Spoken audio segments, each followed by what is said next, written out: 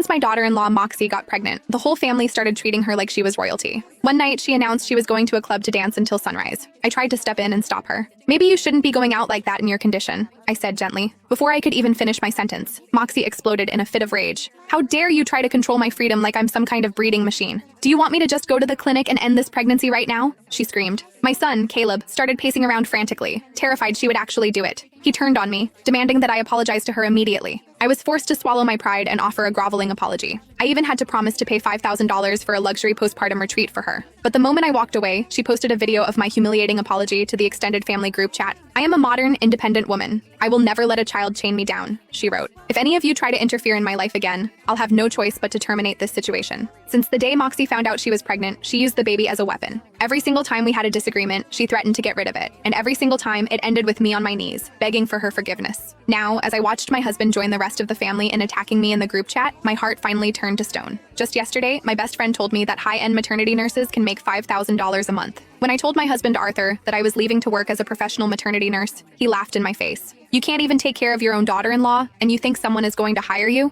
Who would want a failure like you?" Caleb sneered, backing up his father. "Exactly, Mom. You think money is that easy to make? Stop embarrassing us and just stay home." I didn't say another word to them. I walked straight into my bedroom and started packing my bags. When they realized I wasn't joking, their mockery turned into pure fury. Caleb charged into the room and snatched the clothes right out of my hands. "Mom, you're way too old to be acting out like a teenager. Can't you just be quiet for once? You were the one in the wrong anyway." Apologizing was the right thing to do. Arthur stood in the doorway, his face dark with resentment. "The house is a mess. The laundry isn't done, and dinner isn't even started. Where do you think you're going? Moxie is carrying the next generation of our family. She needs someone to wait on her. Are you really going to destroy this family just to satisfy your ego?" The insults from my own husband and son cut through me like a serrated blade. It hurt more than I wanted to admit. Ever since I married Arthur, I had been the family workhorse. I took care of his parents, then I spent decades taking care of him and Caleb. I never had a career of my own. In their eyes, I was a useless servant who relied on them for every scrap of food. When Moxie joined the family, it got even worse. They treated me like some kind of wicked stepmother from a fairy tale. If I showed even a hint of concern, I was accused of violating her human rights. She made it her mission to publicly judge me in the family chat at every opportunity. When I suggested she wear a coat during a blizzard instead of a miniskirt, she called me a sexist relic who hated women's fashion. When I introduced her to neighbors as my daughter-in-law, she screamed that I was treating her like property instead of a person.